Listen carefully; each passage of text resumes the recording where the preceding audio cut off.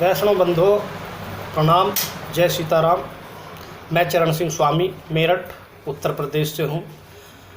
काफ़ी दिनों से अपने वैष्णव बंधुओं के उत्थान के लिए वैष्णव ब्राह्मण अर्थात बैरागी, स्वामी, मठाधीश अनेक नामों से जाने जाने वाले इस समाज के बारे में अध्ययन कर रहा हूँ। बहुत गर्व होता है मुझे, हमारा इतिहास कितना स्वर्णिम रहा है। मैं शुरुआत करता हूँ वैदिक सनातनी संस्कृति में वैष्णव धर्माचार्यों का योगदान, और मैं चाहता हूँ कि जितना मैंने अध्ययन किया है वो सब क्रमशः सिलसिलेवार एक धारावाहिक के रूप में आपके सामने प्रस्तुत करता रहूँ। वेदों में, हमारे शास्त्रों में एक श्लोक आता है, ये वैष्णव के बारे में है कि वैष्णव क्या है, कौन होता है वैष्णव। धृति, क्षमा, दमोस्त्यम, शौचमिंद्रिय निग्रह, धीर विद्या, सत्यम क्रोधो, दशकम धर्म लक्षणम। अर्थात धैर्यपूर्वक संतुष्टता को धारण करना, क्षमावान होना, शक्तिशाली होना, अर्थात विकारों के कारणों के उपस्थित होने पर भी मन में विकारों को ना लाना, घूस ना लेना, शारीरिक शुद्धि, विषय विकारों से इंद्रियों पर नियंत्रण, शास्त्रीय ज्ञान अर्जित करना, सत्य बोलना, स्वार्थजन्य क्रोध को त्यागना सनातन धर्म का लक्षण है। इनसे लब्ध पुरुष परम पुरुष कहलाता है। स्वयं के व समाज के कल्याण के लिए हमें इन्हें अपनाना होगा। इन सब को प्राप्त करने के लिए सनातन धर्म में पंचदेवों अर्थात गणेश, विष्णु, शंकर, शक्ति एवं सूर्य की उपासना का विधान रखा गया है। इनके उपासकों को क्रमशः गणपत्य, वैष्णव, शैव, शाक्त और शौर्य कहा गया है। इनमें विष्णु एवं वैष्णवता को आदिकाल से ही अधिक प्रधानता मिली है। ज्ञान न होने पर भगवत भक्ति नहीं हो सकती और भगवत भक्ति न होने पर परमानंद की प्राप्ति नहीं हो सकती। इस परमानंद की प्राप्ति और जगत कल्याण के लिए वैष्णव के 4 धर्माचार्यों श्री, ब्रह्म, रुद्र और शंकादिक संप्रदायों की स्थापना क्रमशः स्वामी रामानंदाचार्य जी, मध्वाचार्य जी, विष्णु स्वामी जी एवं निम्बार्काचार्य जी द्वारा की गई। संप्रदाय का अर्थ है शिष्य और आचार्य के संबंधों की सतत चलने वाली सनातनी परंपरा। इस प्रकार गंतव्य स्थान में जाने के साधन को द्वार कहा जाता है। अविद्या के पार प्रिय प्रभु के पास जाने के माध्यम को महापुरुषों ने द्वाराचार्य का नाम दिया है। इस प्रकार हमारे उपरोक्त 4 धर्मा द्वाराचार्यों के अलावा उनके परम भक्त शिष्यों द्वारा अनेक मठों, द्वारों, मंदिरों, अखाड़ों, धर्मशालाओं आदि की स्थापना की गई। इनके द्वारा संपूर्ण भारतवर्ष में सनातनी परंपरा को जीवित रखने के लिए वैष्णव संप्रदाय का खूब प्रचार प्रसार हुआ। वैष्णव संप्रदाय में अब तक कुल मिलाकर अगर रामानुजाचार्य जी को छोड़ दे तो 52 द्वाराचार्य इस भारत भूमि पर प्रकट हुए। इन्हीं के नाम तथा परंपरा के अनुसार गोत्रों के नाम भी रखे गए। इनके द्वारा चलाई गई परंपरा और नियमों का पालन करना हमारा परम कर्तव्य है।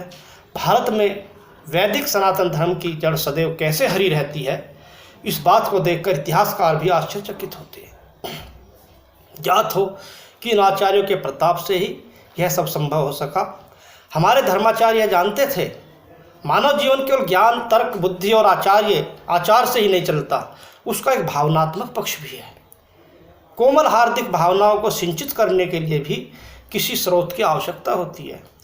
इसके लिए उन्होंने दर्शन का बौद्धिक चिंतन और तर्क का पक्ष रखने के साथ ही हृदय की कोमल भावनाओं को दुलारने के लिए भक्ति का आलंबन भी प्रदान किया।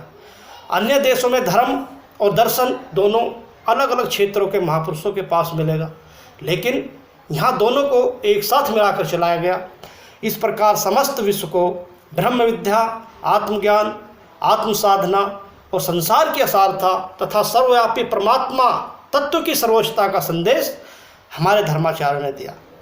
अद्वैतवाद का प्रचार करने वाले शंकराचार्य, सगुण भक्ति एवं निर्गुण भक्ति को माधुर्य सरिता बहाने वाले वैष्णव धर्माचार्य, शैव, शाक्त, गणपत्य और शौर्य संतों का यह देश सदैव ऋणी रहेगा। सहस्रों वर्षों तक इन आचार्यों एवं धर्म उपदेशकों ने भारत के गांवों और नगर में फैले करोड़ों अरबों सनातनियों को गुलामी की हताशा से भरे दुर्दिनों में अपने आराध्य की शक्ति का संबल देकर किस प्रकार भारतीय संस्कृति को बचाया होगा, इसका अनुमान हम इतिहास में पढ़कर ही समझ सकते हैं। जब धर्मांतरण की दिन रात मिलने वाली धमकियों के बीच धर्मांतरण की बात ना मानने पर लोगों को तरह तरह की यातनाएं देकर या तो कोल्हू में पिलवा दिया जाता था या दीवारों में चिन्हवा दिया जाता था। इस सब के बीच भारतीय संस्कृति, धर्म और सनातनी परंपराएं सुरक्षित रखने में वैष्णव आचार्यों ने देश के गौरव गांवों, कस्बों और नगरों में कितने मंदिर, मठ, धर्मशालाएं आदि बनाकर इस देश की संस्कृति को संजीवनी प्रदान करते हुए परंपराओं को जीवित रखा है। उत्तर भारत में वैदिक और सनातनी संस्कृति को जीवित रखने में श्री रामानंदाचार्य जी का योगदान विशेष रूप से उल्लेखनीय है। जब उत्तर भारत के लोग संस्कृत भाषा और दक्षिण भारत के धर्माचार्यों की भाषा ना समझने के कारण अमूल्य ज्ञान से अनभिज्ञ थे, तब श्री रामानंदाचार्य जी व इससे निकले रामस्नेही आदि संप्रदायाचार्यों के आचार्यों ने इनके ग्रंथों एवं भाष्यों को हिंदी भाषा व उत्तर भारत की लोक भाषाओं में उपलब्ध कराया। रामानंदाचार्य जी के संप्रदाय की यह मान्यता है कि उनकी आचार्य परंपरा बौद्धायन से जुड़ी है। आलवारों और नायनारों की प्रेम धारा को भक्ति सिद्धांतों का रूप देने वाले 4 आचार्य दक्षिण भारत के रहे हैं, जिसे हम चतु संप्रदाय दिग्दर्शन पुस्तक में हम पढ़ते हैं। आचार्य रामानुज तमिल भाषी तमिलनाडु प्रांत के, मध्वाचार्य कर्नाटक राज्य के, वल्लभाचार्य तेलुगु भाषी कंभपाटी के और निम्बार्काचार्य जी गोदावरी तीरस्थ मछलीपट्टनम के थे। अद्वैत वेदांत के शिखर